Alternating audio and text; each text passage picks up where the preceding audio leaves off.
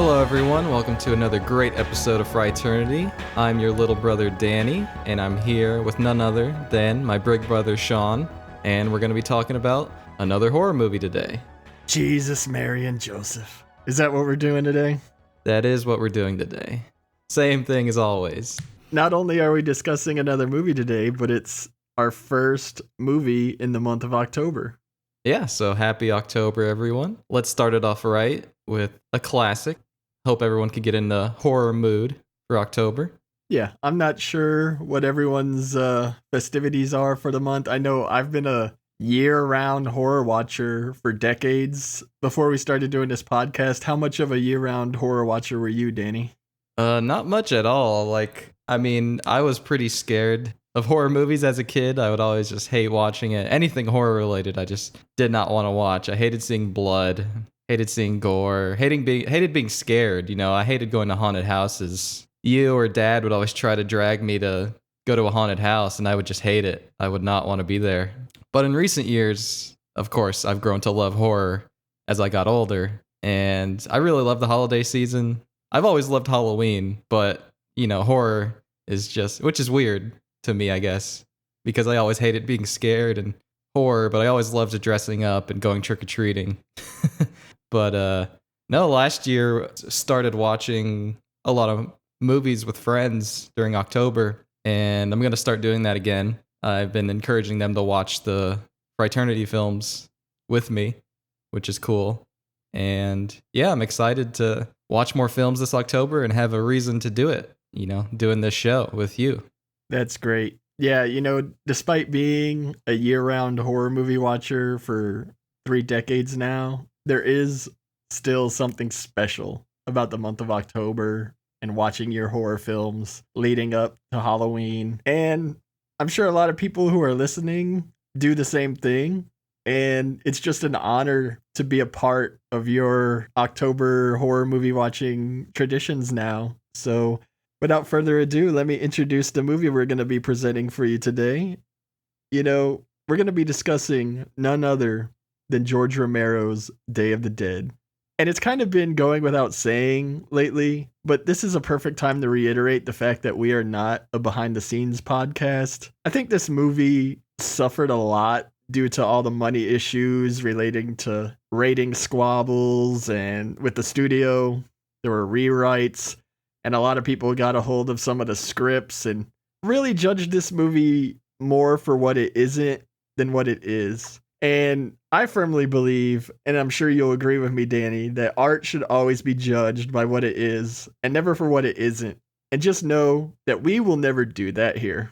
Yeah, I firmly believe in taking a movie for what it is and what it does and asking yourself, what is this movie trying to say, rather than what isn't this movie saying. I think you should really just look at a film and get all of the behind the scenes things, you know, put that on the back seat and just enjoy the film that's in front of you. And if you don't like it, that's fine. But if you do, you know, try to find why you like it and why what you're seeing is special to you. So yeah, I firmly believe that you should take the movie as it is and not what it could be or what it should be, because I just often think that leads to a lot of expectations and disappointment. The less expectations you can put on yourself for anything, I think is for the better. Yeah, and another thing our audience should know by now is that we are not a review podcast either. We are a celebration of horror on screen, and we do that with our mix of fond memories and fresh perspectives. So, speaking of fond memories, this is the first movie in our podcast canon that you have actually seen, right? Yeah, I've seen this movie. It's been about like 6 or 7 years. Like the last time I saw it, I only saw it once, and that was when I watched it with you back in 2013. We would, we were both living with our parents at the time, and we always had this kind of ritual that we would wait until they went to bed, and then you would take me in your room, and you would either say, pick a movie, or you would maybe pick a couple out and say, like, pick one of these that you want to watch. And this was kind of at the beginning of your Blu-ray collection, I think, right? That was about the time when all the companies were starting to release these special Blu-rays for the horror scene. Yeah, I was just starting to really get my hands on some Scream Factory titles. And yeah, I do remember that I would have you come in and pick out a movie or try to lead you towards something I might have been craving a watch of. Yeah, and we would watch it. It'd be late into the night. We'd go to the living room, turn all the lights out, and we would watch a movie and we would discuss it. And those are some very fond memories. I really loved doing that with you, and we still do it. Like, I'm in California right now, but I visit home for the holidays, and we still do that. We still wait until our parents go to sleep, and we'll pick a movie and we'll watch it. Really love doing that with you, and I'm glad that we can turn that into kind of the show. That's kind of the basis for this show, or rather the genesis. Yeah, that's a good way of putting it. For me, I rented Day of the Dead around the age of 12, and everyone's familiar with zombies, but I want to say that this was the first zombie film that I actually rented and checked out. I was still a beginner when it came to horror at this point. I really had no idea that night, dawn, and day were part of a collective of movies. I just saw Day of the Dead, and the box art on that one attracted me the most. I liked the promo shots on the back, and it just read the most interesting to me. And if I'm being honest, even today, I think this is my favorite George Romero zombie film. And it isn't nostalgia. It's just I really love this movie. And I've seen countless zombie films at this point. And this one I always come back around to Day of the Dead. I think it's an all-time classic, just a great film.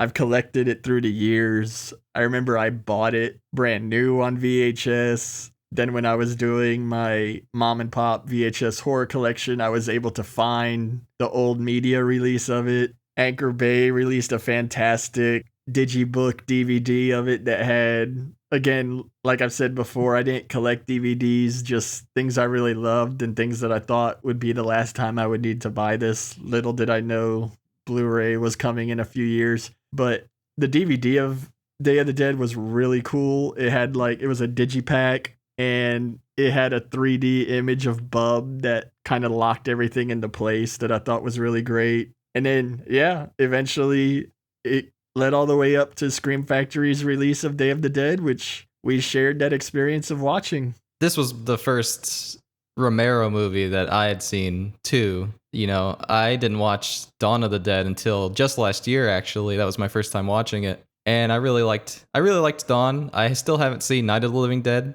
But Day of the Dead, after we watched it, it always stuck with me for some reason. It's still been in my head over all these years. And I'm really glad that we get to talk about it now and that I get to talk about it and express my love, because much like you, I really think this is a classic and definitely one of my favorite movies of all time, for sure. Not just horror, but overall, I really love this movie, just to get that out of the way.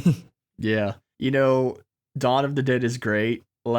I think at worst I would put Day of the Dead and Dawn of the Dead as equals, but something in Day of the Dead just tips the scales. Where Dawn is fun, Day is a pretty bleak film, but it touches on a lot of fascinating questions related to a zombie outbreak, in my opinion. I really like the point in the outbreak that the story takes place. The narrative of the film itself has a very clear beginning, middle, and end, but we are dropped into the film towards the end of the situation at hand. Despite there being an arc, it's all just right there at the cusp of the worst things happening. Yeah, the movie kind of starts at the beginning of the end. Everyone's already on edge, and that's a huge theme of the movie for sure. And yeah, there's just something special about Day of the Dead to me that I really love. I also want to let the audience know that we always end our podcast with our favorite kills and favorite scenes. And today we're going to be adding a new subject. We're going to be doing our top 3 zombies in the movie. Danny and I have not collaborated on this, so it's a mystery as to what him and I picked. And we're looking forward to seeing what each other picked and looking forward to share it with you. So after the film discussion, stay tuned for that. I'm really excited to hear your list and share my list with you, because there's a ton of zombies in this movie. And the best thing about the zombies is that they are so unique, they're not just thrown together. And that's a reason that I think this film is iconic. But yeah, I'm really looking forward to that. And I just wanted to say, You can follow us on Twitter. Our Twitter is at Frighternity, and you can send us an email at frighternity@gmail.com if you have any questions, comments, or anything. So give us a follow, give us some likes. Yeah, we love hearing from you. So hit us up whenever, wherever. And with that, you ready to get started? I'm ready. Let's get into it. All right, man.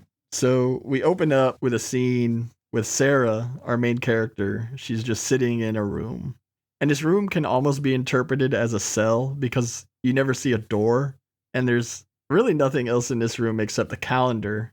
And this is a fitting movie to start our October festivities with because if the calendar's to be believed, our story takes place on October 31st. So Sarah approaches the calendar on the wall, and then we get this excellent jump scare of just a bunch of zombie hands bursting through the bricks. Less than a minute in, and we've already got an iconic scene, iconic shot, because before I saw this movie, I already knew of this shot from hearing people talk about it. And I really love this scene. Yeah, I love that she's focused on the calendar. She's just like longing for the old world, so whatever Sarah's dealing with. It's really taking a heavy toll on her, as we'll see as she continues to have more and more dreams as the film goes on. Yeah, so Sarah wakes up from the nightmare, and she's in a helicopter in flight. And the first person we see is a distraught soldier who we'll learn is actually Sarah's boyfriend named Miguel. He's clutching his religious jewelry and clearly isn't well. And then we're introduced to two of our main characters. We've got Bill McDermott. He's a heavy drinking communications guy, and he's trying to get anybody to respond on the radio. He also has a penchant for using the phrase Jesus, Mary, and Joseph. And then we have John, our chopper pilot. So I thought this was interesting. They're traveling the coast. They're attempting to raise anybody on the comms. And they're near a big city. So Sarah wants to touch down and try through a bullhorn. And Bill hates the idea, but John obliges but lets her know he's leaving the engine running, not leaving the chopper. And he's going up at the first sign of trouble. Yeah, you get a real sense of the hopelessness of the situation they're at because, there's nobody in sight. Nobody's hopeful at all that they're going to reach contact with anybody. And I really like this cast of characters. They're all likable in their own way, but they're also all damaged in their own way. Yeah, they're all very fun to watch and interact with. Yeah, I thought this was an interesting scene too because it is so late in this apocalypse that I almost question why they were even doing this. But regardless, we get an excellent sequence where Miguel and Sarah are on the main drag of this deserted city and they're bullhorning, just trying to raise anybody. And all they manage to raise is the dead. Yeah, I think it's interesting that, the zombies are almost, they're not even awake really. They don't become awake and aware of the situation until they hear Miguel, screaming at them. And it's like they're just like waiting for something to happen. Like, they're almost bored.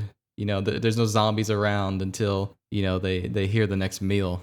Yeah, they're pretty dormant. We get excellent shots of the deserted city. I love the shot of the money on the ground, like really emphasizing like, the time of money has passed and we are in a survival situation. No one would care about that money that's just flying on the floor. It's all about survival now and what you can do. It's all about getting to the next day. And that shot says a lot. Yeah, nature is creeping upon the city with the alligator on the steps of the bank, and we get this excellent creeping zombie known as Dr. Tongue right as the titles hit the screen. Just he's had a shotgun blast or something take off most of his jaw and his tongue is hanging down, and he's the first glimpse of a zombie we get, and he really sets the mood, I think. Yeah, he's great. Any sort of special effects with like that has to deal with like facial loss is always a favorite of mine. But yeah, I love when he walks up and then you get the title card. So more and more zombies are starting to shuffle towards Sarah and Miguel, and we cut to John and Bill in the chopper, and Bill is still trying to raise anyone, and John makes the point like, don't bother, it's a dead city like all the rest, because you can actually hear the groans of the zombie over the engine of the helicopter, which I thought was really cool. Yeah, it's so overrun that they're louder than a helicopter. And John, he very much is a realist and is just like, there's no way there's anybody here. This is just a waste of time. Yeah, I really like the mix of zombies we get to in this movie. Like, you have the really decayed ones, which, like Dr. Tongue and a few others that really show off the special effects in this movie.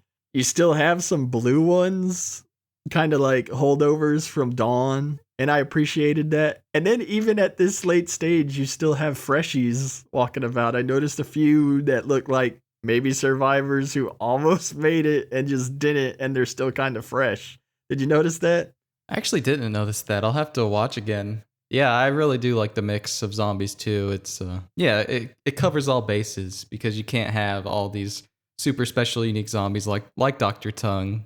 But I think the blue ones are cool too because like I said, they really look like almost confused and dazed in a way. Like there's some humanity almost left in their eyes, which I think, later is going to end up being kind of a major theme of the film is like what makes a human, is a zombie still a human, and what is humanity as a concept. So yeah, really cool. The imagery really lines up with the themes of the film. So Miguel takes off running, and it's obvious that this little mission is a failure. So the group returns to base, which is an underground bunker and massive cave system used for like governmental storage. And as the chopper's returning, we meet two soldiers who aren't super integral. It's Johnson and Torres, and they're up there drinking beer, gazing at porn, and growing marijuana. Things you do during the zombie apocalypse, right? Killing time any way they can. Yeah, you got to make the best of a bad situation, I guess. And everybody starts getting out of the chopper, and Sarah turns, and Miguel is still sitting there, and they have a little spat here. Yeah, Miguel is obviously going through a lot. Like he's emotionally distant. He's clearly got some PTSD, and Sarah tries to help him, but Miguel kind of chastises her, like, you're so strong, you're so much better than me. But Miguel refuses her help. Like he doesn't want to admit the help, like that he really needs the help. Yeah, I thought it was interesting, and I kind of wanted to discuss Sarah here a little bit because honestly, she's not the most likable main character here at first. And it's because she does really push her weight around and show strength. And you got to think, like, she's the only woman in not only a world full of zombies, but she's in this world full of men now.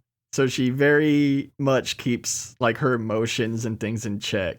And I think it's an interesting character trait. And we'll see that, she's just human like everyone else. And she's trying to do all she can at the end of the world. Yeah, I think the important thing that Miguel doesn't realize, about Sarah is that she's suffering too, but he, is almost offended that she can kind of build up a wall and do what she needs to, when he's clearly going through a lot. Yeah, like he says, everybody's collapsing except her, which isn't necessarily true. She's just got a better poker face. Everyone is dealing with the situation in one way or another. They're all coping in different ways. And Sarah's is just to take it head on and kind of push her emotions further down and kind of focus on work and kind of focus on leadership and doing everything she can to make sure the operations at the base run smoothly. Yeah, we get a shot here of a little makeshift cemetery too, and we come to learn that there's a new grave, and it's someone named Major Cooper, who was clearly in charge of the soldiers. So the person in command has died, and so that leaves us some unknowns.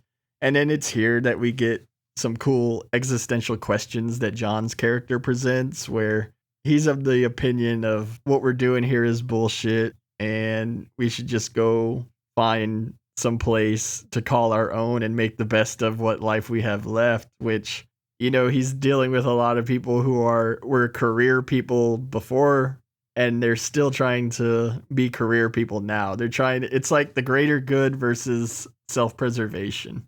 Yeah, like I said, John is a realist, and I think he understands just the gravity of the situation at hand and that it can't last forever and that, the support beams are going to start falling sooner or later. And yeah, he would rather leave now and preserve himself and, make something of the little life that they have left. And we'll get to see more into John's psyche a little bit later. Sarah even, calls him out for it. Like, you could do that too. Like, you could run away and leave all this behind. And John responds back like, yeah, I could do it even if we weren't in this situation. Once underground, we immediately get introduced to two more soldiers, and these are more integral soldiers to the story. It's Steele and Rickles. And I just wanted to discuss them too because they're both just the last kind of people you really want to be in this situation with. Very arrogant. They're both loudmouths. They're having like too much fun, which I guess in a way they have safety. They're soldiers, so they know how to protect themselves.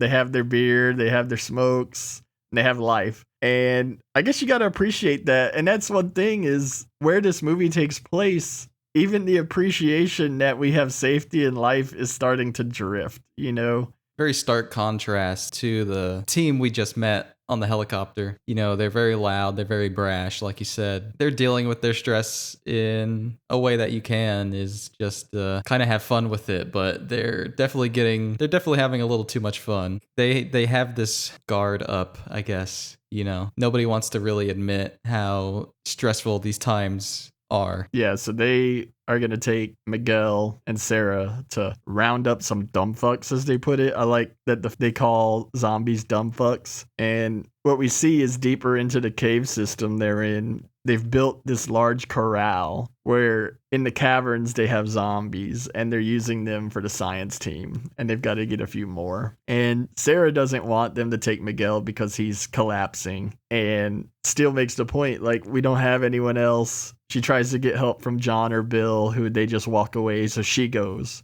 And I really like this part. I like the shots when everyone's watching the zombies approach through like cracks in the wood. You can see Miguel is not completely there. And I thought there was a funny bit too. They have Steele up top kind of yelling to attract the zombies. And he makes this joke about how he's got the biggest dick in the caves. And he turns to Sarah and he's like, I don't want to excite you in front of your boyfriend. And she hits him with, you're incapable of exciting me other than as an anthropological curiosity. And when he asks Rickles what that means, he tells him, it means you're a caveman, you're a throwback, you've been down in the caves too long. And Rickles jokes that it's okay still, all throwbacks got big dicks. And I like how Sarah holds her own here because she looks down at Rickles' crotch, like as if to say, you sure about that? And Steele even gets a huge kick out of that. I liked the camaraderie there, and I just like the fact that, she holds her own with these two dickheads, and then the zombies do get there. Steele and Rickles are very aggressive. They're dealing with this stress in very aggressive ways. And Steele is like, he's howling almost like an animal to bring these zombies towards them. And Rickles is just in the background laughing, like a hyena, just totally, inappropriate for the situation at hand. And you just really see the regression that has kind of hit these soldiers. But yeah, I love the back and forth between everybody here. This movie has great dialogue. It's written very well. It's funny. So they trap a female zombie, and what they do is they push her into the corral, and then they have a leather strap that they use another stick to hold on to. And Miguel is charged with holding this stick. And as he's struggling with the zombie, he drops the stick, which starts to approach Rickles. And the situation looks all kinds of bad until Sarah jumps in and grabs the stick, and Rickles regains his composure. But it draws Steele's ire to Miguel because obviously Steele and Rickles, they're almost like the Fred and Barney of this cave bunch. They really have a bond. And Steele jumps on Miguel and is yelling at him for screwing up and almost killing Rickles. And he's dangling him over another zombie they have in a corral very precariously. And I wanted to discuss something here because this movie was made in 1985, and we live in a very different culture now. And this film features quite a few scenes of dialogue with heavy racism and racist terminology. And I think it fits the narrative in the sense that it still shows that humans on the brink still view their divisions. So they still can't just accept one another for who they are. We're the last survivors, but they still use racism. They're still racist to a degree, and it's just I thought it's an interesting point being made, I think. Yeah, definitely. Like even in the apocalypse, like even when pushed to the brink, like we still can't set aside our differences and attempt to move forward. Everyone is just letting the stress get to them, and everyone is regressing in one way or another and trying to do their best. But yeah, steel is like the perfect example of like what not to do in a survival situation. I felt it necessary to address it, because like I said, we live in a different day and age now. I think if you or I were to even quote some of the dialogue in this movie, Frighternity would be scrubbed from the internet. So we've addressed it, we've given you our perspective on it, and we're just going to move on from it. It's there throughout the film, but I don't think we need to bring it up again. Yeah, I think it's there for a reason, but I think the movie touches on deeper tones than just like surface level racism. I think, there's a lot more to be said than just that, but it is there to like, yeah, like you said, show that even when the odds are against you, like we can't come together, and if we can't live together, we're going to die alone here. Either way, the dead fucks are captured and brought to the labs. And then we get a brief scene of Sarah preparing a sedative for Miguel. And I like how we aren't really sure how much time has passed before we joined this story. How long have Sarah and Miguel been involved? We get little hints, like when they were at the corrals, she noticed they hadn't filled anything out since July. And so that tells us they've been there for months, probably years. We see there's like 6 graves on the surface. So clearly some time would have had to pass for that many people to pass away. But we're just never quite sure how long they've been there. Did you get any sense of how long they were supposed to have been down here? Well, I like that it is ambiguous because, yeah, it could be years, it could be months. But I think the point is that, like, put humans in a situation like this, and it is only a matter of time before society starts to erode and the worst part of humanity starts to come out of people. So, yeah, I don't think there is an answer. It could be anything. It certainly sounds like they could have been there for at least a year, and that it was just thrown together so quickly that, like, how much supplies could they really have had? So it could be shorter, because Sarah does say later, like, it was thrown together in a matter of days. So how much do they really have here at this base? But yeah, it's up in the air. It's up to interpretation, which I think is really cool. It could be shorter, could be longer. Yeah, so Sarah dopes up Miguel against his will, and clearly their relationship is on the rocks. And then we're going to cut to a scene where we meet our human antagonist named Rhodes. We're in a main hall of the area, like it's kind of the mess hall and the conference room all wrapped into one. And there's another scientist down there named Fisher, and he's complaining about just the situation at hand, the conditions of the equipment, not being able to get anything really done. And it becomes immediately clear that Rhodes is just a hard-nosed prick of the highest order, right?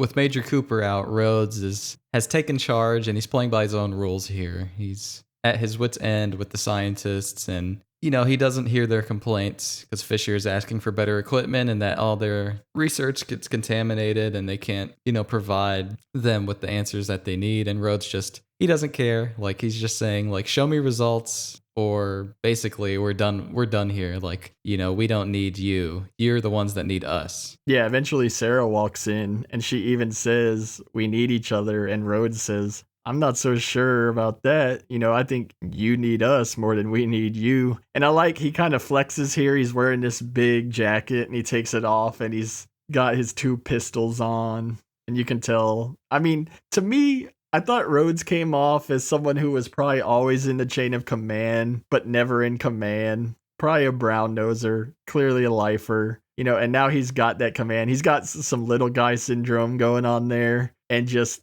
like we said, everyone's stressed out now at this point, and he's ready to blow everything up. But he's in a helpless situation, as we'll find out in another meeting down here as well. So there's not much he can do. And Sarah starts to talk to them about Miguel, like taking him off of active duty. And Rhodes just starts shooting her down and eventually transitions into being very unprofessional and perverted with her. And I thought it was messed up because despite his unprofessionalism, as she walks out with Fisher and tells him, fuck you can tell it burns his ass, and it's like, dude, you started it. and you still are the one more offended. Yeah, you see Rhodes's facade break, if only for a split second. But yeah, it definitely confirms that he isn't the hardened badass that he really thinks he is. And yeah, it's so interesting that you say like he probably was a brown noser and he's never been like number one in his life, because as soon as the chance comes with Cooper gone, Rhodes jumps on it, and he becomes this authoritarian figure at the base. And like everybody else, he's stressed too. But he's dealing with it in another way that you can, is like power and ruling over people and controlling people. These soldiers, they're dealing with the stress in the worst possible ways, as we'll see. After that scene, Sarah makes her way over to Dr. Logan's laboratory, and everyone's dubbed him Frankenstein. And it's immediately apparent why he's dubbed Frankenstein, wouldn't you say?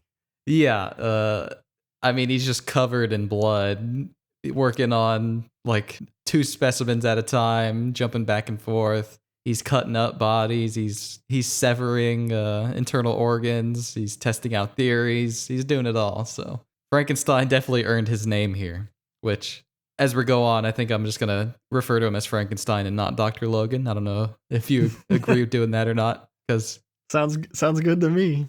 I mean, that's what everyone calls him pretty much, except maybe Sarah. Just a side note too, I noticed none of the soldiers ever use Sarah's name. They always call her Lady, which I thought was interesting. But yeah, we get a nice jump scare here too that introduces Bub. And Bub's all like, that's my Bub. We get our first look at Bub here in a jump scare, no less. And we don't quite know what to think of Bub here at first. He kind of shows. Yeah, you can tell there's something different about this zombie from the jump, but yeah, we don't know anything really yet. Yeah, we don't know exactly what. Yeah, it's interesting you bring up that they never do say Sarah's name. Just another lack of respect, and along with the racism, you've also got sexism here, and nobody wants to look past their prejudices. And definitely another reason why Sarah probably always has her guard up, Once Dr. Logan, or Frankenstein, as we're going to say, once he sees Sarah, he starts rambling on about his research, and there's a lot of science-y brain jargon here. And basically, what we'll learn is Frankenstein is working on a way to domesticate the zombies. He's figured out that they work on like some primordial instinct in the brain, and he's working on either bypassing that or working on a way to reward and coax the zombies into doing what he wants. The zombies are running purely on instinct. You remove all their internal organs and they still crave humans. Awesome zombie, right? The one with all the severed organs on the slab. Frankenstein puts his hand in front of his face and the zombie's trying to nip at it, but he can't reach it because he's restrained on the on the table. That's great. It shows almost a lack of care on Frankenstein's part for his own life. He's just so deep into his research. Yeah. Frankenstein is so deep into his research, he's basically oblivious to everything going on outside the lab. Sarah's kind of chastising him about everything and attempting to explain how dire the situation is actually getting outside, We also see this really cool cadaver that is basically just a brain, like the front half up to the spinal cord of his head and neck and face has been ripped off. Oh man, that thing looks really nasty. It's like pulsating. He's got it wired up to electronically and he's making it move and do things. And then we find out that is actually Major Cooper. Frankenstein had the soldiers bury a specimen, and he thought it best to use Cooper for some experiments because he needs all he can get, right? Yeah, and I'm sure you can learn more on a fresh specimen, and a lack of respect for the dead here with Frankenstein. And I think it's interesting too, they show another specimen on the floor, and Sarah asks what was wrong with him, and Frankenstein replies, "Oh, he was too rowdy. I couldn't handle him. I had to get rid of him." And soon that will be a kind of a major plot point that they're running low on specimens in the corral, And there's no guarantee that once they run out, that, the soldiers are going to be willing to even go out and round up more on the surface. So Frankenstein is really, time is against him here. And Sarah tries to tell him that, but, he's kind of not listening. He's kind of just so caught in his research. He's determined to show them results from what he's doing. What do you think about the fact that Sarah does not tell anyone about Major Cooper and what Frankenstein's done? She is a scientist, and I think she cares for Frankenstein, even though he's clearly on edge and clearly, off his rocker a little bit. And I also don't think she respects any of the soldiers very much because they haven't shown any respect to her or her team. So it's like, why would she even tell them? Not to say that she isn't kind of shocked at seeing Major Cooper's body there and to learn the fact of what Frankenstein has done to it. She isn't happy about it, but deep down I think she has a care for Frankenstein and the work that they're doing. I think it's kind of messed up, but it just illustrates how we're dealing in shades of gray here. And she mentions to Logan once she does find out it's Cooper, she says, "Do you have any idea what they would do to you or do to us?" So I think she's fearful of the reprisal, and she knows it could very well endanger her. But like I said, it just shows how no one is innocent here. We're dealing in shades of gray, and I really liked that. And then we're interrupted by the vivisected zombie. It breaks free of the restraint and begins to sit up. And we get this great shot of all the severed organs spilling out of his torso and splattering on the floor. And then another excellent gore shot right after when Logan dispatches it with the drill right into the forehead. With no second thought, he just drills it right in the brain. And Sarah is clearly disgusted at what she just saw and witnessed. She's, heaving, dry heaving. And yeah, Logan just does it with no thought. Yeah, I also like how Bub is standing in the background kind of watching on, and it's almost like he's kind of put off by the dispatching of the zombie, but he doesn't really react. But amazing Tom Savini special effects. Just, we're still towards the beginning of this movie, and it's only going to get better and better. Oh yeah, the main show hasn't even started yet. But yeah, I really love when he disposes of the zombie and Bub is watching and he's kind of confused, but he almost understands what just happened, and it's like he almost doesn't want that to happen to him. So we're going to cut to a meeting. Earlier, Rhodes had called for a meeting, and we joined the meeting back in the main room when Steele and McDermott are kind of arguing about McDermott's failure to raise anyone on the radio. I really like how Steele lays into McDermott and causes him to snap, and he's raising his voice and then catches himself. Even he's losing it, because McDermott is probably the most calm outside of John, probably because he's drinking so much. They even mention he's a heavy drinker and he should lay off the booze and get to work. And I just really like that. Steele, lay off the fucking booze, old man. But I think Steele is drinking there as well. Yeah, I think they're all drinking or smoking, They're off, basically, so they're all getting in the party favors for sure. And then Rhodes interrupts, and he starts talking about how he thinks this is a big waste of time. I think he puts it are we all just jerking each other off around here? And eventually Sarah's kind of had enough, and she goes to leave, and Rhodes tells her, "We're not done here, and get back in your chair or I'll have you shot." And Sarah turns around and questions him are you crazy?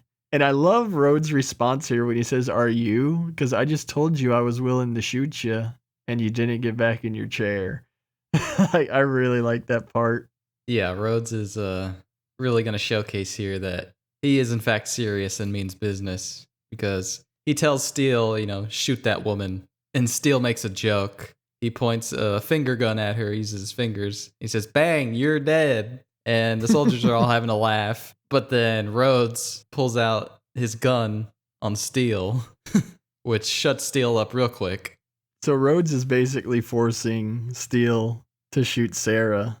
And I like when John gets up and tells Sarah in no uncertain terms, shut up and sit down, because he can see the gravity of the situation where Sarah is still trying to act like the tough person she presents, but it's getting a little over her head right here. And Steele goes to raise his gun, and John goes to draw his, and Sarah diffuses the situation by screaming no and returning to her seat. And I love this bit because we see the battle lines in the group are starting to be drawn. And then Rhodes keeps flexing on the group, and he makes some good points. All good villains think they're doing right. When Fisher says we don't have to be subjected to your tyranny, he makes the point, who's being subjected to what? We're the ones who are dying. And he's just looking out for his best interests, and he's telling them how he wants to get out of there. But then enter Frankenstein. And Frankenstein is able to have a battle of wits with Rhodes that really kind of shuts him down. Yeah, Rhodes is saying, like, I think we should just get out of here, and leave you guys behind. I'm going to take my men and, hightail it. I like how he says, leave your highfalutin asshole friends here to rot. Yeah, but Frankenstein shows up and is quickly schools Rhodes, saying, where will you go? You're outmanned. Something crazy, like, some crazy, like 400,000 to 1 or something. And you don't have enough ammo to shoot them in the head. The time to do that passed. We let them overrun us. The zombies are now, they have the upper hand in the situation. And you can see on Rhodes' face that he knows Frankenstein is telling him the truth, and that, Rhodes definitely knows this. And Rhodes is kind of, pushing his power around and trying to control the science team. But, Frankenstein just doesn't care. Like, he's just throwing it all back in Rhodes' face. Yeah, despite what a dickhead Rhodes is, he does demonstrate some good diplomacy. He's listening to what Frankenstein is saying, because Frankenstein is saying all the right things. And Rhodes is calming down until Frankenstein starts talking about how inadequate their equipment is and how worse it makes the situation. And that just sets Rhodes off again with, McDermott doesn't have good radio gear, and now y'all are telling me y'all don't have the shit you need. He's just at the end of his rope because they're losing men. They barely have ammo. And that's when Sarah makes that point. Like, this operation was thrown together really quickly. And Rhodes says, I'll end it in minutes. I'm ready to end this now. And again, Frankenstein is able to counter with, where will you go? What will you do? And Sarah makes a point that there's got to be other survivors in Washington, and maybe they'll come looking for us because we don't have communication with them. And Rhodes kind of looks around and he's thinking it all through. And I like how he tells them, you got a little more time, but I'm not going to tell you how much, but you better start showing me results. And I like, he says, don't piss me off. And he tells the group, and he's looking right at Sarah. He tells them, if anyone fucks with my command, they're going to get court-martialed and they're going to get executed. And we end on this great shot of Rhodes looking over to John, and John just kind of wiping his chin and smiling. And that's basically the end of the meeting. But no, I love that. And the ending shot with John just kind of like sitting there, absorbing the situation, and then he just smiles. There's nothing else to do but smile at what all just went down. Yeah. Do you think Frankenstein ever got any food? I sure hope so, because he deserves it, messing with all that gore and viscera. But yeah, I really love this scene. Because, yeah, you do see a bit of humanity still left in Rhodes, in that, he is willing to listen. And I don't think anyone here is really in the wrong, because, yeah, like, the science team doesn't have the stuff that they need to do their best work. And they're not wrong for asking for more. But at the same time, like, what is Rhodes to do with those complaints? There's not much he can do. He doesn't have the manpower to, go and get the equipment he needs. They're running low on ammo. So Rhodes is kind of like, make do with what you have here. And yeah, it is a totally kind of gray issue, because there really is no right answer. And the cracks in the foundation begin to form here after this meeting. And things are going to get a lot worse before they end up getting better. Yeah, I like, as everyone is exiting the meeting, Sarah is kind of doubting that Rhodes would have done it And John points out, no, he would have made Steel do it. And she mentions he can't be that inhuman. And John responds with a brilliant reply stating, he is human, and that's what scares me. And I love that point made in the film because I think all great zombie films, the human drama is first and the zombies are secondary. You know, it makes the point that despite being in a zombie apocalypse, man is always the master of his own destiny. It's when we get to the worst shades of our humanity where everything falls apart. We will always be the creators of our own downfall. And we're starting to see that here. Yeah, I love that line. He's human. That's what scares me. The blatant verbal portrayal of the major themes of this movie is that, when humans are pushed to their limits, they have to make a choice on how to deal with that stress. And Rhodes has obviously chosen power and fear. And, the more corrupt he kind of becomes, he's kind of bringing his own death closer, not only to him, but the people at the base. And John and Bill make the point that, like, we're safe because he needs us. But everyone else, like, you got to start, like, really looking out for yourself. Yeah, I love how he says that too. Later in the night, we find Sarah sitting on her floor trying to fall asleep. And then she looks up towards Miguel, who's laying in bed awake. And he begins to sit up. And then we see he's been vivisected. And his incisions open up and his guts spill out on the floor just like the zombie in Frankenstein's lab. But then we get Sarah waking up. And it was just a nightmare again. So when she wakes up, Miguel is sitting in bed. And he's finally seen the cracks in her armor. And I hate the fact that he rails on her for it when it's like you're kind of stating the obvious and being a real dickhead about it, you know? Yeah, he's kind of got this I told you so attitude with Sarah. And she's like, so what? If you don't like it, then just leave. There's a real lack of communication with Miguel. Like I said, he doesn't want to admit that he is suffering and that he needs help. And I think he has this thought that, like, how can you help me if you're suffering just as much as I am? He kind of sees everyone at the base as kind of hopeless and sees their situation as hopeless. Like, Miguel has kind of lost all hope and is almost, past the point of even being helped. Yeah, he even says earlier, he was like, I don't need your help and I don't need anyone's help.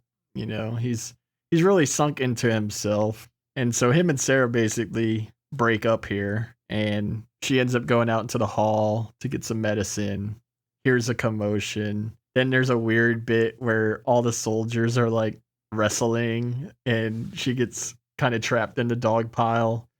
Bill is refilling his flask and he sees this and he grabs her and he ends up taking her to have a few drinks and they go out to where him and John live, which is out in the caves in a trailer they've dubbed the Ritz. And we're about to get to more philosophical discussions here that I think are really interesting. Definitely. I just wanted to say I really like the scenes between Miguel and Sarah. You really feel the emotion between them. And these are two characters we have barely seen, interact all that much. But there's just something there that just feels real. You know what I mean? Yeah, their relationship does feel lived in. Yeah, just to see it all fall apart is really sad because clearly, like, Sarah is upset after he leaves and she kind of has to, like, gain composure. And that's when she leaves and goes take the medicine. And I think she gets caught in that scuffle. I think that scuffle is really an interesting choice. Again, it's showing, like, these soldiers almost displaying, like, animalistic traits, like they're just fighting for fun, like, for no good purpose. Yeah, I was really confused by that bit myself. So we're at the Ritz, and John kind of turned their backyard into his own kind of personal little paradise. He's relaxing, he's having a drink. Yeah, I like here that Sarah questions John about their lack of assistance with the group, despite them benefiting from the privileges of being a part of it.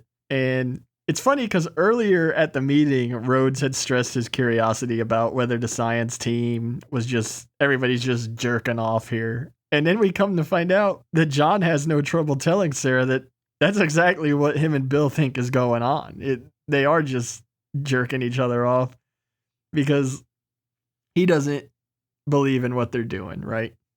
Yeah, he kind of tells her that there's no point in doing this that even if you could find out like what would be the point, all these records are down here and you have all this recorded history of humanity. He makes the point like and what are you going to do? Just make more history and put it down here for who to read? Like what good would it do? So John has really kind of accepted the fate of humanity and the fate of his life, and he's just kind of going through the motions, and he's seeing the cracks begin to unfold, and he tells her like, we should just start a new world, find more people and go find an island and just go stay there and tell them never come back to the mainland and never dig up these records. Whatever John believes that whatever got us to this point in history is just not worth recovering. Because like you said, humanity, we are going through a zombie apocalypse here, but humanity is ultimately the downfall of themselves. It's a very interesting contrast because you have two very different personality types here, where Sarah's this workhorse who's stressing the fact that what she thinks what she's doing is all there is left to do. But John, on the other hand, like you said, he's convinced that the old world is not only dying, but it's dead. And he believes they should just abandon it and start anew. I think it's a very interesting dichotomy. And you could say like Sarah's approach is noble and altruistic, and John thinks that's foolhardy and pointless. But you can also say John's approach is kind of selfish and a pipe dream. Like Frankenstein stressed, where are you going to go? And I'll say his idea is bold and well-intentioned, but again, like, is it even attainable? It's just a fascinating conversation between two people who have basically been living in Death's shadow for way too long at this point. Yeah, I really love, John kind of opening up and telling Sarah what he believes in and, what he thinks of their work. But yeah, it's like, is what John says even attainable, like you said? Because they are so outnumbered. So is he just dreaming as well as these people? Is Sarah in the right because she's trying to solve the problem, or is John in the right because he's just trying to get away from the problem and just forget about it? Neither of them are, right. And it really just emphasizes the gray morality that's in this film. As John so eloquently puts it, we ain't ever gonna figure it out. So the next day, Sarah's back in the labs working. She has a brief conversation with Fisher, and then Frankenstein shows up, and he's going off about the domestication and reward, and he ends up taking them to see Bub. And this is our first real scene we get with Bub. I like when Frankenstein enters the room with that Fisher was in, and he's convinced that reward is the key, and he's going off on his theories, and he looks as inspired as ever. And as they're leaving, the zombie starts to make a ruckus, and Frankenstein looks back and he scolds it, and he says, "You sit in here in the dark and you think about what you just did." And he comes off like kind of crazy, but you're almost so impressed by his work that you kind of forget that how he's coming off. And as we'll see, here in a minute, we're going to see the fruit of his labor in Bub. Yeah, the zombie in Fisher's room is a great contrast with Bub. When Frankenstein enters, Bub doesn't react like a zombie would. And he places some household items in front of Bub, and he goes back out, and they're kind of watching him. I think there's a toothbrush that Bub discards, and then there's a razor. And he starts to kind of use it on his face. And it's just showing that through his interactions with the items, they're discerning that the zombies have recall of the pre-zombie life. And even with a book, they have the book Salem's Lot there. And Bub opens it, and Frankenstein's excited. Like, he remembers. He remembers everything he did before. And he goes back in the room. And I like Fisher makes the point to Sarah here that he saw a zombie trying to drive a car down Independence Avenue. So what's the point? No, there are a lot of little moments in the opening scene in the city. It's like these zombies, they almost are just kind of like a reflection of what they were when they were alive. So it's like calling into question like how much is really like recognition here and how much is Frankenstein's work. But regardless, Bub is obviously impressive because, as Sarah says, it's not what he does, but what he doesn't do. He doesn't get excited when anyone enters a room, which, is progress, and it is interesting. And clearly there's something going on here, that Frankenstein's work is working. Yeah, as Sarah and Fisher are laughing about the fact that Bub doesn't view Frankenstein as lunch, Rhodes and Steele enter, and Logan invites everybody in, and they do another experiment with Bub using a telephone, and he holds it up to his ear, and Frankenstein implores him to say hello, Aunt Alicia, and Bub's like, Alicia.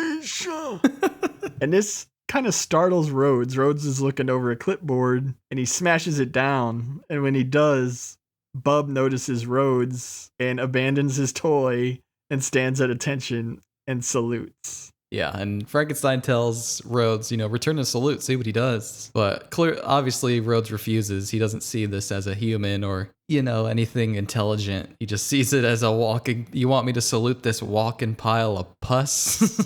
Right, and I love Frankenstein responds with, your ignorance is only exceeded by your charm, Captain. And so yeah, Rhodes refuses to do the salute. So Frankenstein asks Sarah for her sidearm and he takes all the bullets out and they give it to Bub because they want to see what he does. What did you think of this bit? Oh, I love this scene, man. I love when Bub takes the gun and he's looking at it, examining it, and then that recognition kicks in and he cocks the gun and then he aims it at Rhodes. Immediately Rhodes is on edge, but Frankenstein has to say, it's unloaded, he can't hurt you. And then there's this great tension between Bub and Rhodes and a bit of foreshadowing for something that'll come later. And then Bub pulls the trigger and is clearly disappointed that it was unloaded. Rhodes is looking like he's about to put one through Bub's skull, but Frankenstein steps in and won't let him take his boy.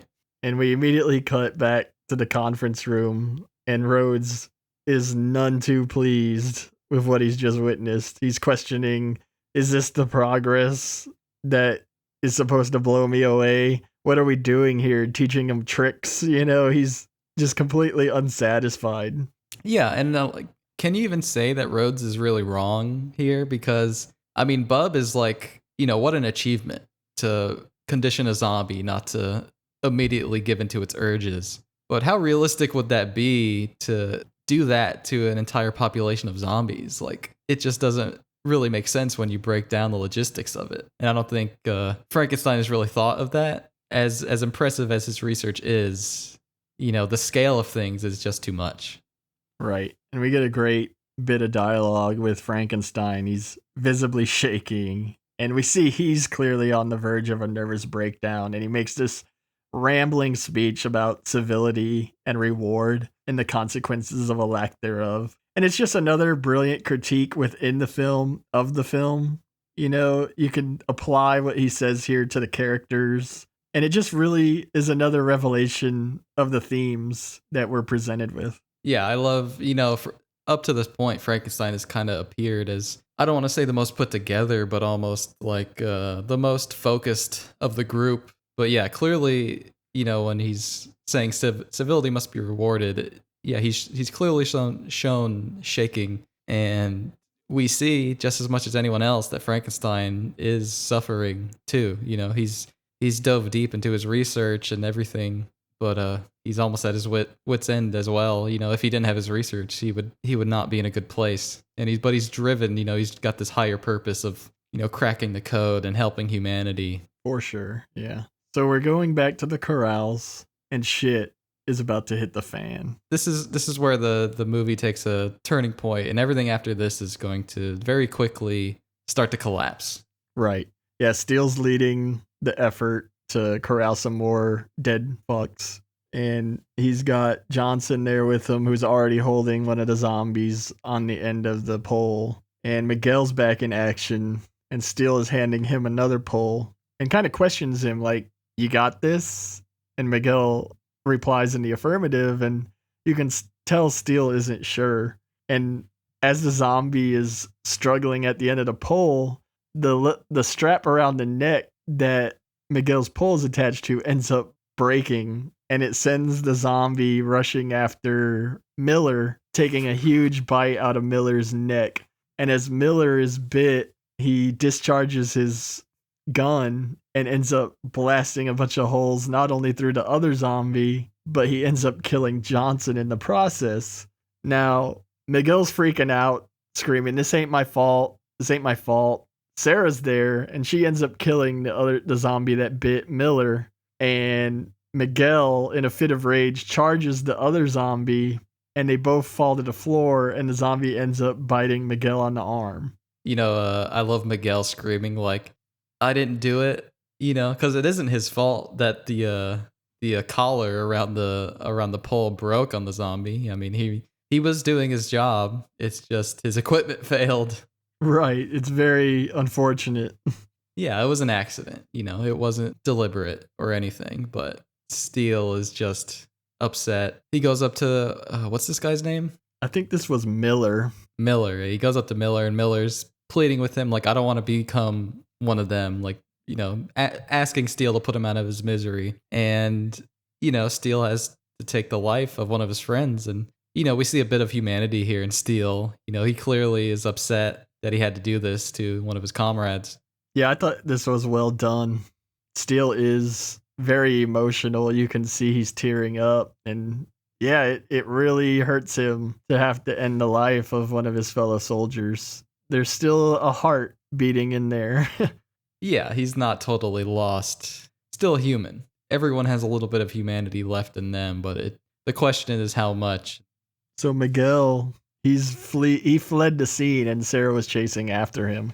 And we join John and Bill at the Ritz, and they can hear some commotion, and they see Miguel approaching. And John ends up stopping Miguel, and Sarah quickly knocks him out with this huge slab of rock to the back of the head. And Sarah immediately jumps into action with taking John's machete and cutting off Miguel's arm, and then getting ready to cauterize it. I always remember this scene as a kid for some reason, because it's just brutal seeing them cut off his arm and put the flames to it, and he's screaming. Yeah, there's no hesitation to it, like there's no build up to the arm cut off. Like it's just immediately like she swipes his arm and pushes it through the bone, like back and forth, and to get the cut through. Oh man, it just stays with you. And yeah, Bill and John, they kind of pull their weight here. John, he stops Miguel and lets Sarah whack him with a rock so they can hold Miguel down. And then Bill, he gets the gasoline to help Sarah with the torch so she can cauterize his arm. So they pull their weight here. Definitely. Unfortunately, Rhodes, Steele, and Rickles show up. Right. And Steele wants to kill Miguel. He knows he's been bit. And Sarah's like refuting it, saying, I got to the infected area in time. And Steele threatens to gun down Sarah if she doesn't move. And both sides end up drawing guns on one another again. And it's funny because Rhodes, again, kind of plays diplomat here. As Steele says, we got to kill him. I like how Rhodes says we'd be doing him a favor. Sarah is saying she got the infection. And I like how Rhodes says that's bullshit. I've seen 1,000 of them. And if you want to keep him, whatever, but he's not coming back to the complex. So John and Bill say they'll keep him out there with them. And this is where, since they've all got their guns drawn on each other, like John says, it's becoming a habit. Rhodes makes the point that don't expect any more from me and my men. So we talked about the battle line starting to get drawn earlier, but right here, they're established. Yeah, can you even say that Rhodes is wrong? Because again, he sees the situation for what it is. Like he's not convinced that Miguel isn't going to turn. And how can you really know that you even cut the arm off in time before the infection took over? And is that even a correct theory? I really love this standoff here because yeah, you have these battle lines drawn, and you have the soldiers, and you have the science team, and we're literally in a cave, people standing off, having a disagreement, and Sarah is holding a torch. I saw visuals of cavemen here. I don't know if you picked up on that, but I thought it was really interesting that, we're really regressing here as humans. We're literally in a cave with torches yelling at each other over, a disagreement. Nice observation. Yeah, I was even amazed that the soldiers were even back at the corrals at this point. And, shit hit the fan, and it was nobody's fault. Like we said, it was a equipment failure. But it just pushes Rhodes' point of why are we risking ourselves for you? And it's over. especially now that y'all are drawn down on us. So just forget it. And he has to tell Steele, let's get out of here. We got better things to do. I guess drink beer and smoke some weed. Right. So it's here too that we get, after they leave, we see Sarah really break down. And, I think she's been really keeping in her emotions throughout the movie. Like everyone needs a good cry. And I think it's less for men than women, and she finally just gets to let out all that anxiety here. Yeah, we see Sarah finally break down, and all the stress that she's been keeping inside finally comes out. She, in some ways, is as broken as Miguel, but she's just been able to handle it in different ways. And I think, everyone is kind of as broken as Miguel. It's just how you choose to deal with the stress. It's easy, like John said earlier, it's harder to keep it inside than it is to just let it out. Right. So they're going to keep Miguel at the Ritz, and Sarah makes the point that she has to go back to the complex and get some morphine and get some supplies.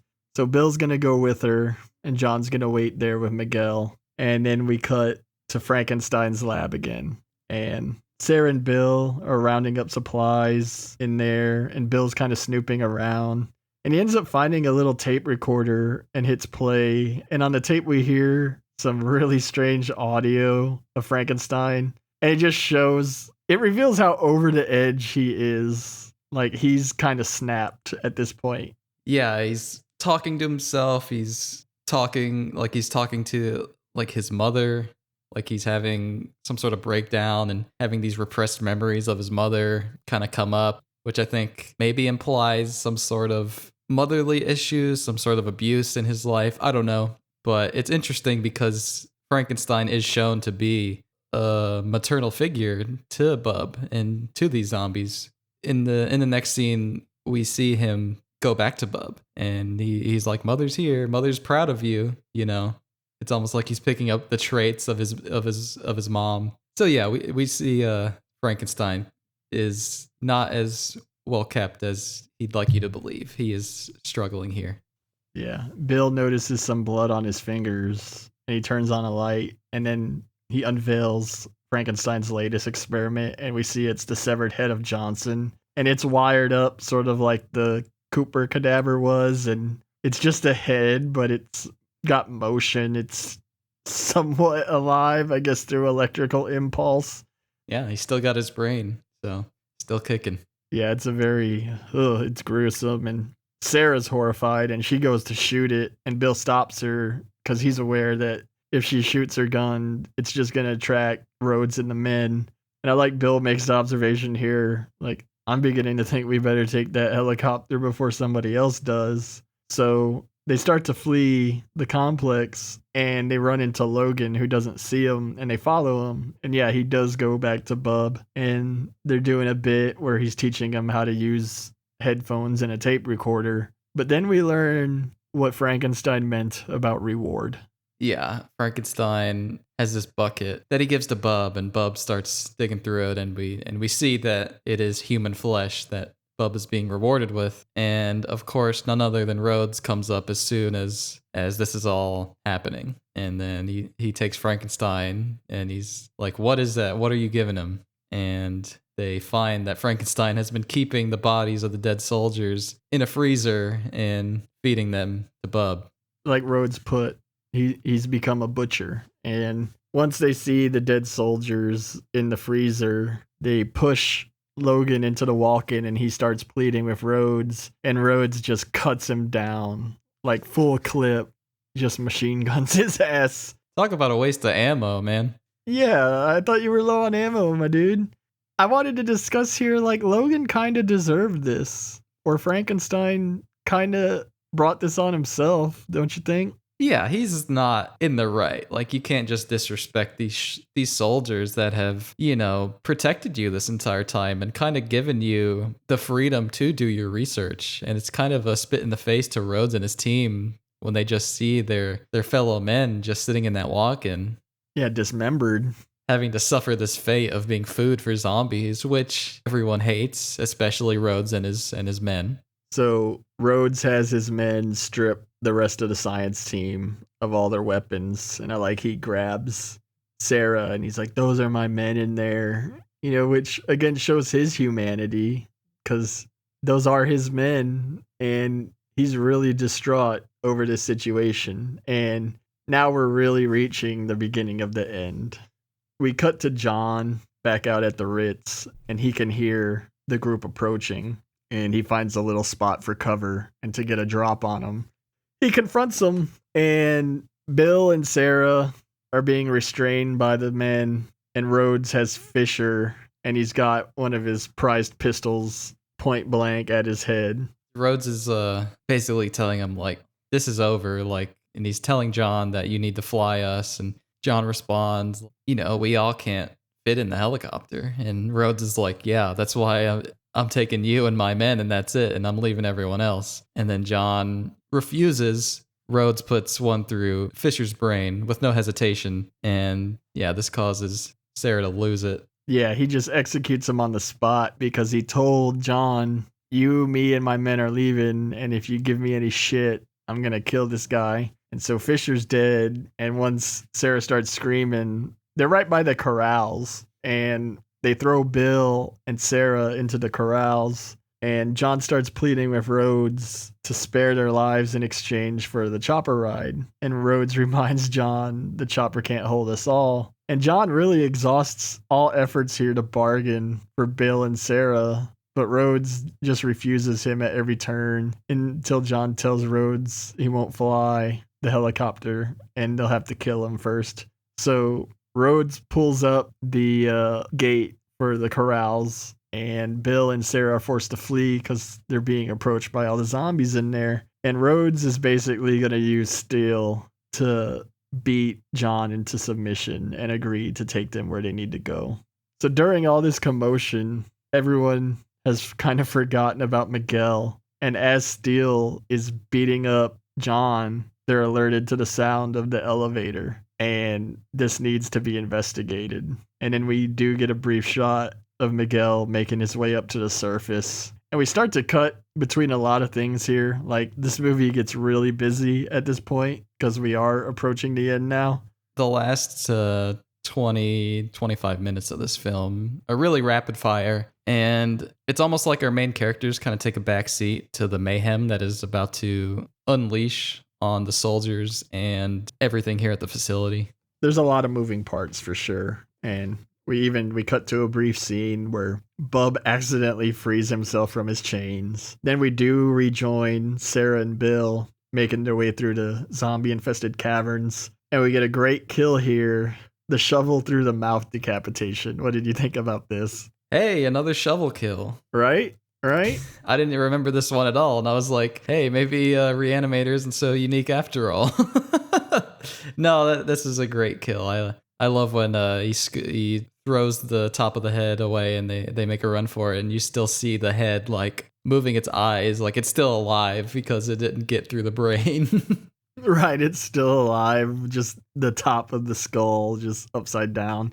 Yeah, it's a great kill, great effects. And then we also get another kill here with, it's just like very basic, just a skull smashing by a large plank of wood, but I just love the blood splatter there.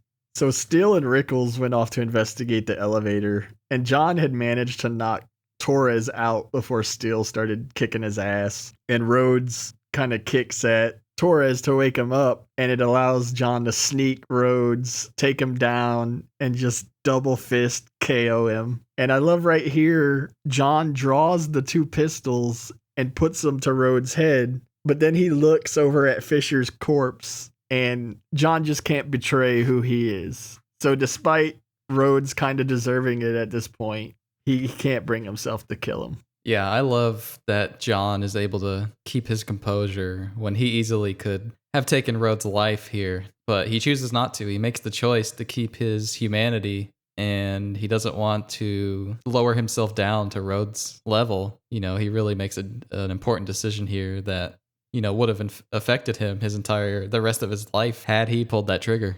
Yeah, I really love that bit.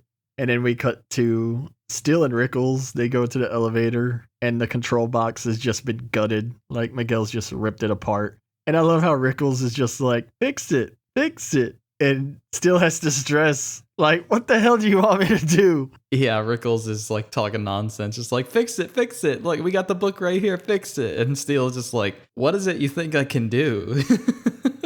There's nothing to fix, asshole, right? So Rhodes and Torres both wake up and they find that John has run into the caverns after Sarah and Bill and left them both unarmed.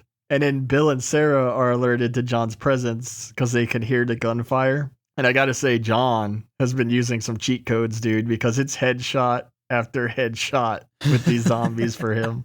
From far away, too. And he's dual wielding. Right. He's got accuracy maxed out.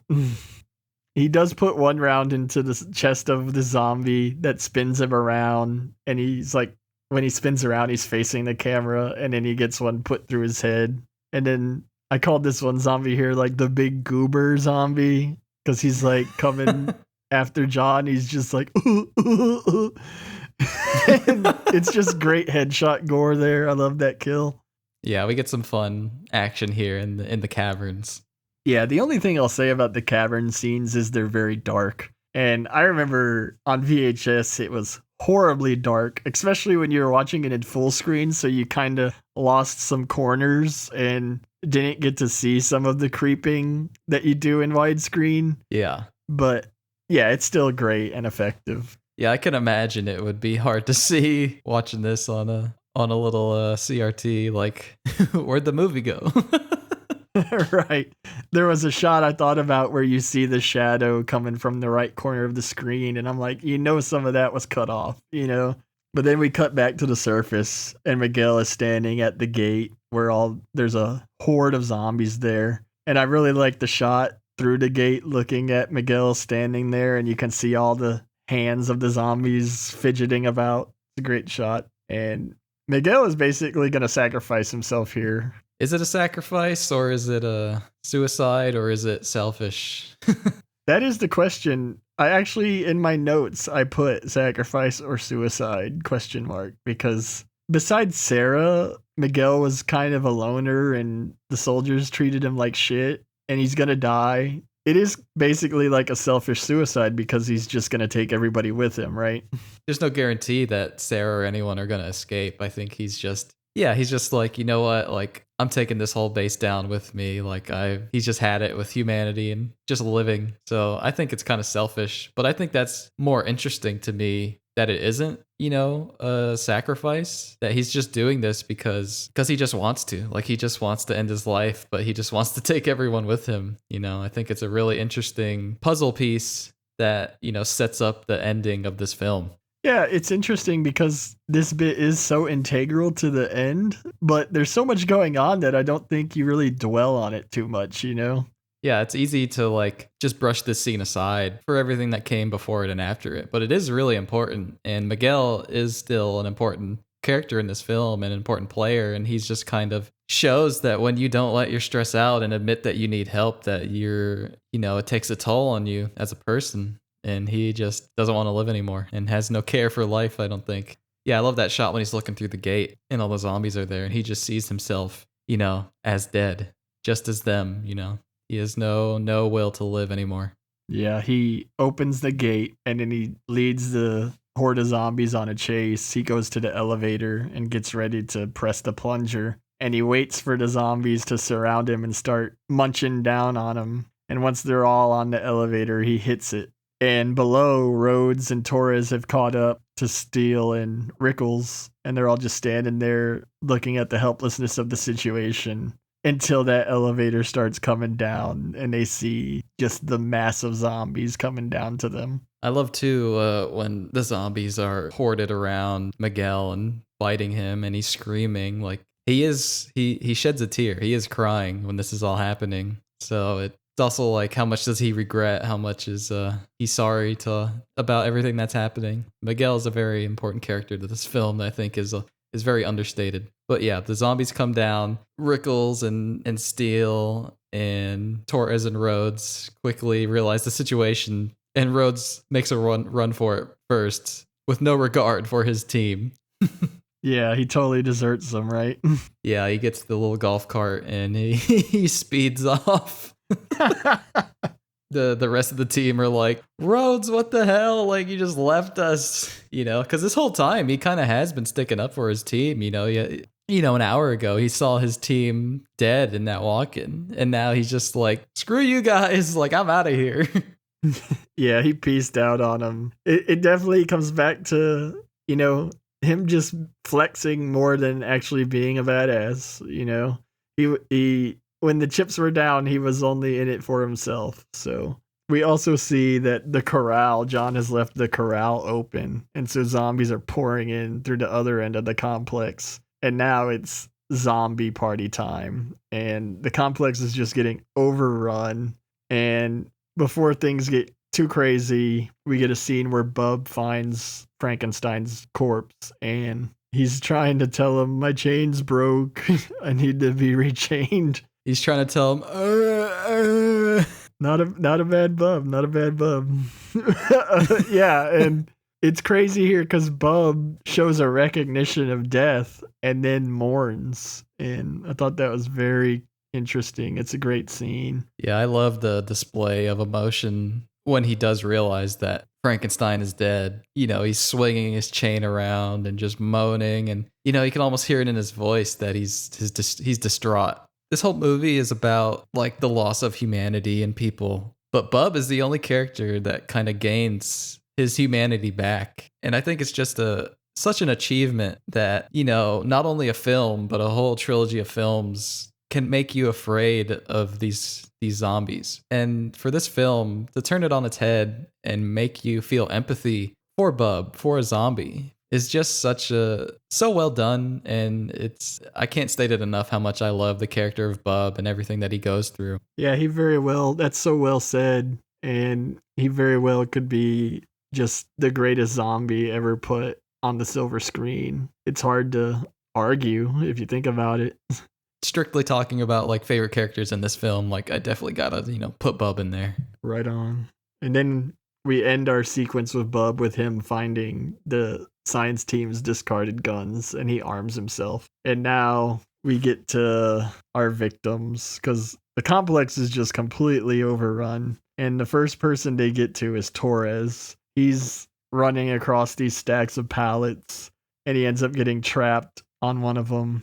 And you see the zombies just scratching and clawing at his chest. And one zombie pierces his eye sockets with his fingers and just pulls at his head. And it's sickening because he's kicking and screaming as his head is ripped from his body. And then they have this effect where his screams just turn into these really eerie, high-pitched wails as his vocal cords rip and tear. Oh, it was very disgusting and shocking, this one. Vividly remember seeing this kill for the first time when we watched it, way back then. And this is the one that stuck with me because of the vocal cord stretching and it raising. Like the screams that come out of them are just haunting. Oh, it's just unnerving. Such attention to detail, It's one thing that it's like a zombie ripping your head off. It's another thing when you hear somebody screaming and the cause of his vocal cords being stretched cause his voice to go higher in pitch. Like, it's just haunting, like I said. Incredible special effects. So well done. And again, like, it's a great touch that his legs kick throughout. So up next is Rickles. And he's over by the corrals surrounded. And he even comes across the zombies are already eating Fisher. And he kind of goes kill crazy here and he's just shooting indiscriminately. And his reaction to death is just, he falls into like hysterics. He's laughing and almost enjoying himself until he eventually does get taken down. And he manages to shoot one more zombie while he laughs and screams. And the zombies start just ripping him up. And you see one like dig its finger into his eye socket and kind of gouging one of his eyeballs out. He gets his fingers bit off. Just, these soldiers are really getting torn apart here. Yeah, the soldier deaths are very cathartic. They've been these macho assholes this entire time, and to see them really get what's coming to them it's very rewarding. But yeah, we see like not only does his eye get like ripped out, but like the skin on his face gets like ripped, and like you see underneath his skin, and his eyeball is protruding. Oh, it's like, they spared no expense when doing these soldier deaths. Yeah, we get 2 bits, one after the other, of just fingers or eye socket fingering, and it's terrible. Like, I really hate it. Yeah, and I love that Rickles is just laughing, chooses to deal with it with hysterics. So fitting that he's just laughing through his death. Yeah, Steel manages to fight his way back into like the main complex area. He's unaware that it's overrun too because of the corrals. And once he gets into the halls, he ends up running into Bub. And Bub, without hesitation, fires on him and forces him into one of the labs. And he's kind of got the drop on Bub, and he's waiting to kill Bub. But this distracts him from the fact that there's zombies already in the observation area of the lab. And one pounces on him and bites him on the neck. And as he stumbles backwards, he sees them all filing in. And he kills a few more zombies. And he's basically trapped, and he ends up deciding to kill himself. He takes his pistol and he makes the sign of the cross, sticks it in his mouth, and pulls the trigger. And this kill, it's not even a kill, it's a suicide, but this always stuck out to me because when he pulls the trigger, the blood splatter on the wall is incredible. And then just the way, he's a heavier set guy, he's probably the biggest guy in the movie, and the way his lifeless body slumps to the floor is brutal, and it looks real. Yeah, it does look real. It's really effective. His suicide, and it's so fitting for Steel, the probably the most macho soldier of them all, realize the situation he's in and just take his life. You almost feel like a little sorry for him, but then you remember how much of an asshole he is, and it's it's brutal. It's very realistic, like you said. I can't think of a more realistic suicide in a movie. Like, when I was a kid, this always shook me. It's striking imagery for sure.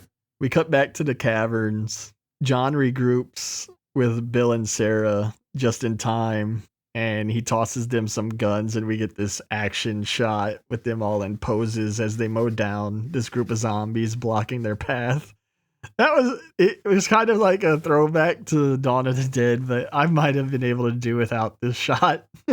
Yeah, it's like, it's fine. It serves its purpose. I don't have a problem with it, but it's like I said, I think our main characters here are like not necessarily the main focus of what's going on. Like, the tensions are a bit low, but we do get a good bit of tension when they make their way to a different elevator, and it's out of order. So they start climbing this ladder, and John's the last one to go up, and he gets grabbed by a zombie, and he isn't able to shoot it, and Bill saves him. Yeah, they've been making their way towards this silo, and like you said, the elevator doesn't work, and they're climbing the ladder, and yeah, there is that bit with John. And I gotta admit, I got a little misty-eyed when they start making their way up the ladder to freedom, I was like, all right. And the music is really good. It's got a very interesting theme. And they're basically on their way to the surface, and we cut to Rhodes, who we find in the armory getting some clips for a machine gun. And he walks out of the room, and he comes face to face with Bub.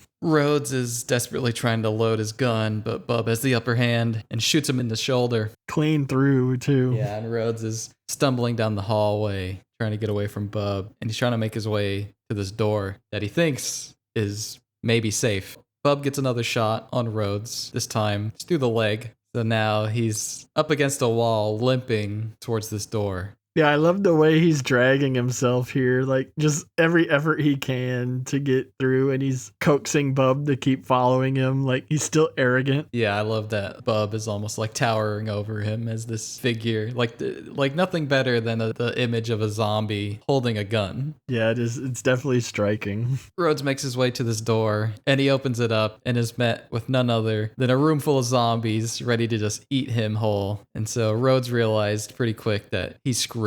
And Bub gets one last shot on him through the stomach. Rhodes collapses, and he gets overtaken by these zombies. Yeah, I like when he's falling, he's like gasping for air. You can see the look on his face. He just can't believe this happened to him. and the zombies are starting to surround him, and Bub's watching on. And as they begin to feast on Rhodes, Bub gives him this mocking salute, and it just stings Rhodes. And the zombies literally rip Rhodes in half, and some zombies are dragging his lower half away, and Rhodes is still alive. And as they start to pull his innards out and eat, Rhodes yells, "Choke on him! Choke on him!"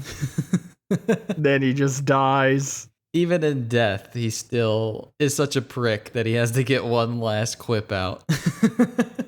Right. Like, it's still arrogant to the bitter end. Yeah, quite a fitting death for Rhodes. Definitely.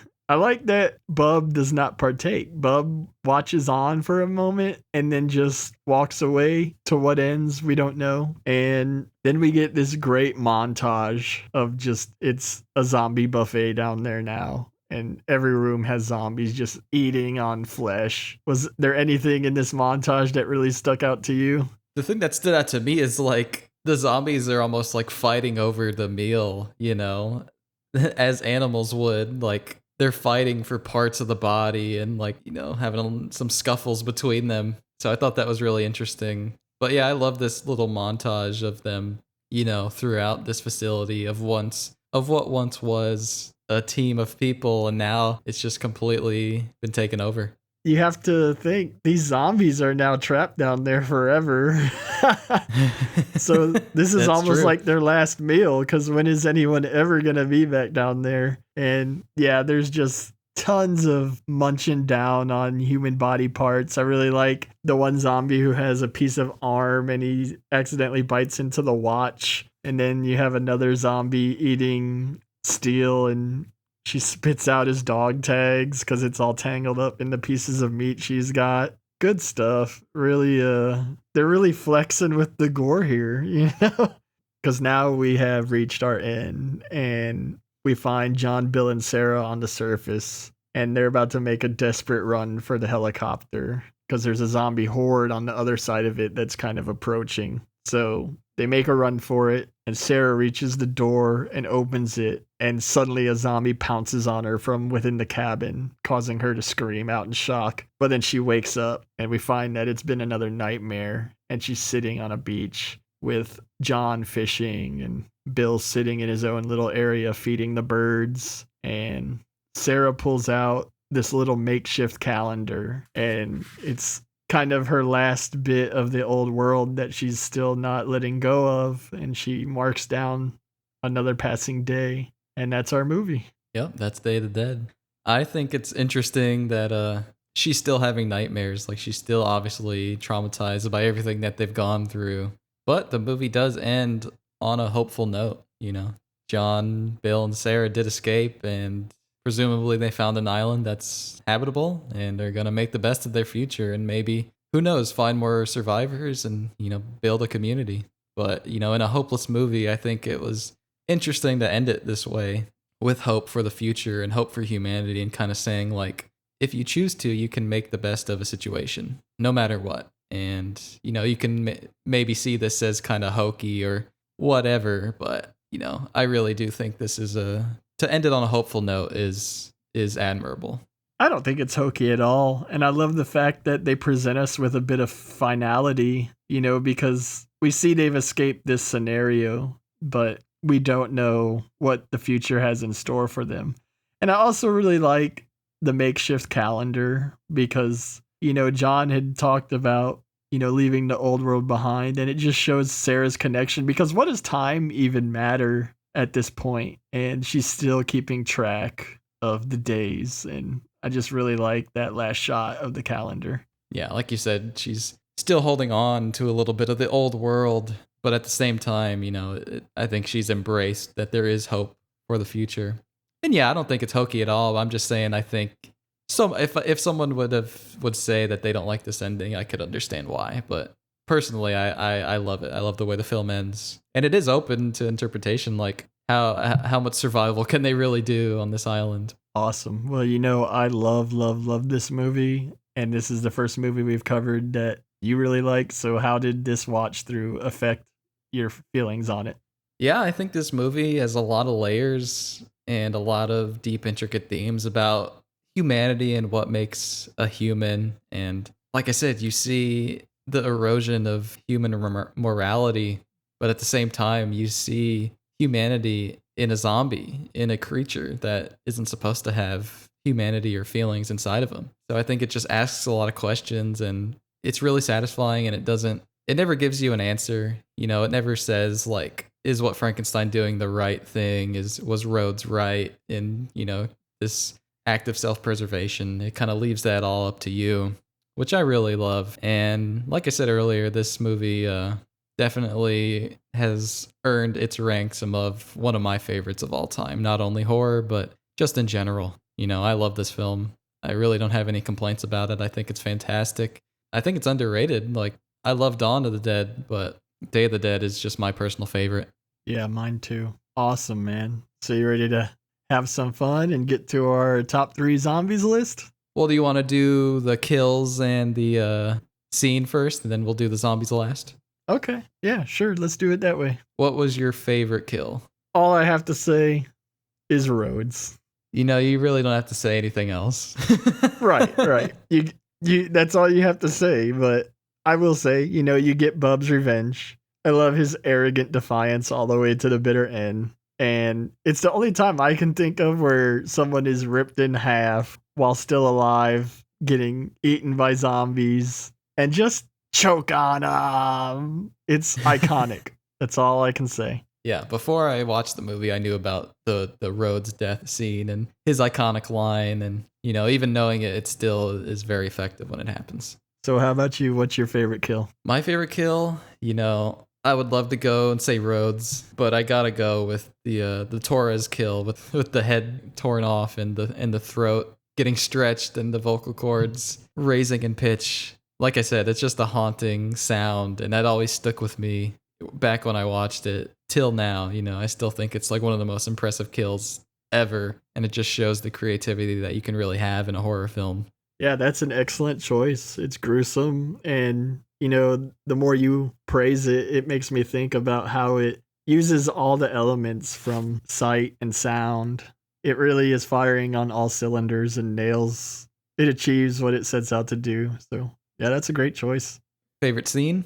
My favorite scene is the first meeting that Rhodes calls, just because, this movie is very heavy on dialogue. It has a lot of drama. And I remember being like a 12-year-old kid. Sometimes you're not into that. We always talk about kids wanting the goods, But even when I was a kid, I found this scene very engrossing, which I think is just a testament to how well acted and presented it is. The tension is incredible. I love the standoff with Rhodes threatening to kill Sarah. I love the battle of wits between Frankenstein and Rhodes. I just think it encapsulates everything going on in the movie so well, and it's just a brilliant sequence. I think for a scene that in a horror movie that's all dialogue, you can't get much better. It's a great scene. I love it for sure, and I really love that. Here's this group of people in this like gigantic hall, but here's like 12 people trying to figure out like how to survive and what to do.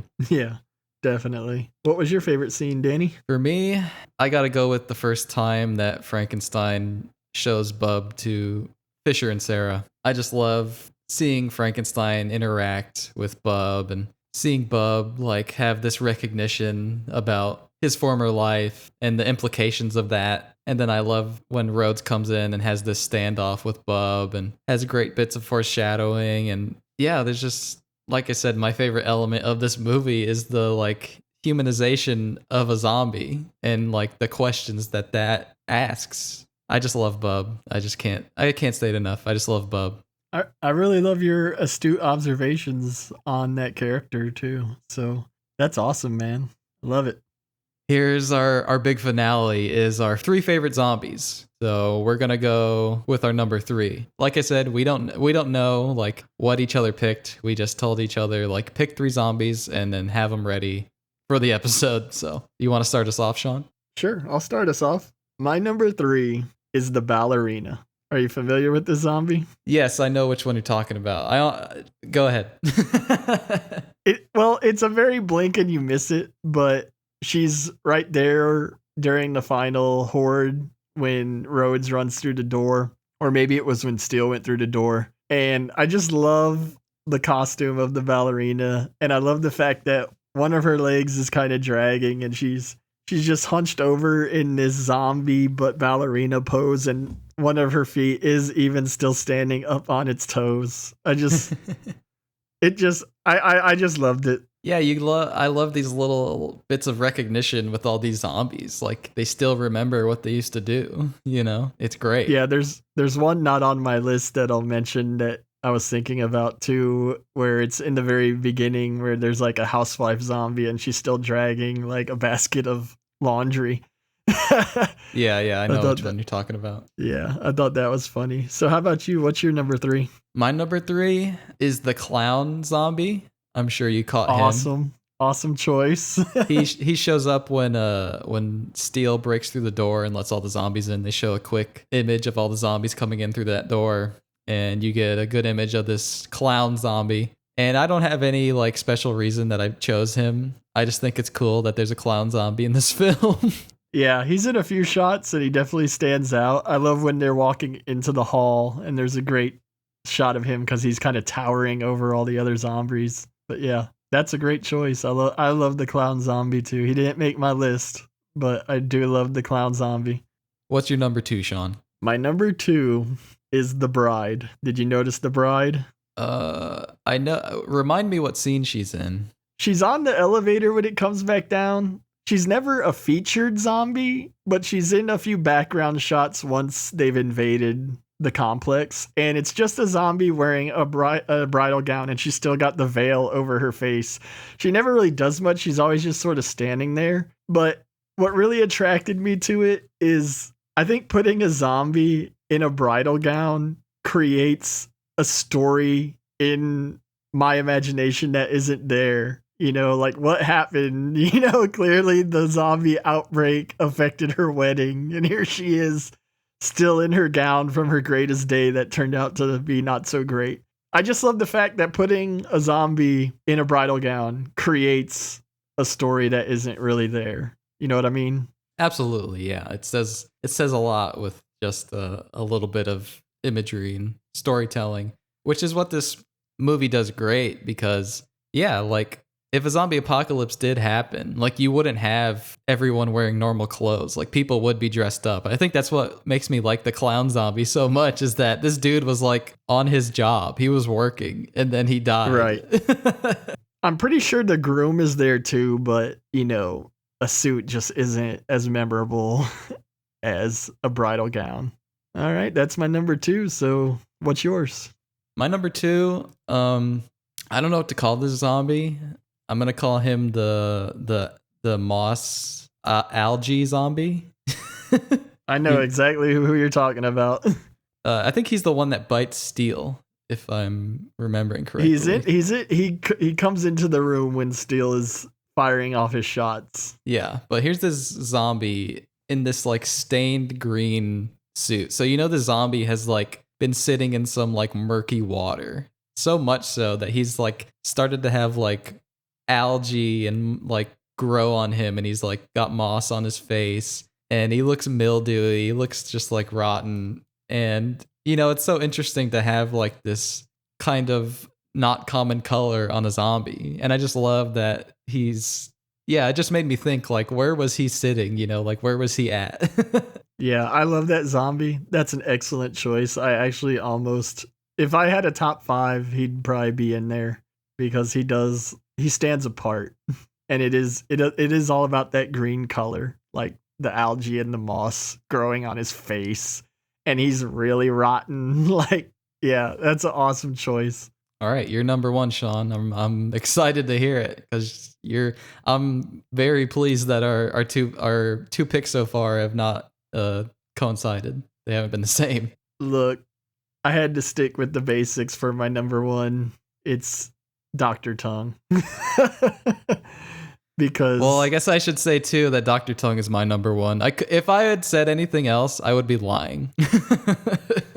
Agreed. Like, you, as much as I enjoy going for the deep cuts, and I really do love those zombies that I pointed out because those were the ones that stuck out to me the most. But Dr. Tongue is the freaking title card, man. Like, there's a reason they put him on that, because if you want to step outside the movie, even, like, that's not even a person in a costume. That's a freaking animatronic puppet, and it looks so incredible. Yeah, there's a reason he shows up for the title card, and clearly he's like stuck with people because I know he's gotten like figures, before. Like there's Action Dr. Tongue. And like I said, anything having to do with like facial injuries is just great. Like you see his tongue moving around and it almost looks like it's like gonna fall out at some point.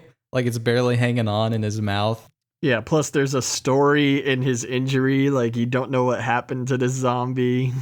Yeah, maybe he killed himself or he got shot, who knows what happened. And yeah, the fact that it's an animatronic too is just so impressive. Like I love that. I had a feeling that we were both going to pick Dr. Tongue as our number one. I almost literally was like, I don't know if I want to pick it because it's so obvious, but I'm really glad that we both picked it. Yeah, I can't say I'm surprised, and I don't think we're wrong. I mean, we're just being honest here. It's a great zombie. Outside of Bub, it just sets the tone for the movie too. Like you see this incredible special effects work and you're like, holy shit, what am I in store for? Yeah, because it is so impressive, but it is like you still have so much to see in this film. All the deaths, all the rest of the zombies. Like you just think about how many extras are in this movie. Like it's crazy. Definitely. So that's our top 3 zombies. That was very fun, and maybe we'll continue to do that if a good zombie movie presents itself for us to check out what they managed to do. Yeah, I'd love to do something similar to that because it is fun to kind of appreciate the smaller details in a film like this, especially when, they can so easily be overlooked, and it's easy to look at like the obvious gore and appreciate that. But, I want to show my love for the moss algae zombie. I want to figure him. So anyone's listening, I'll spend good money on that. That's awesome, man. All right. So that was Day of the Dead. That was the beginning of our October horror movie celebration. We appreciate and are humbled and honored by the fact that you're celebrating horror in the month of October with us. And stay tuned for next week because we're coming right back at you with another all-time great horror film to dissect and celebrate. So thank you so much for listening. Thank you, everybody. Have a great night.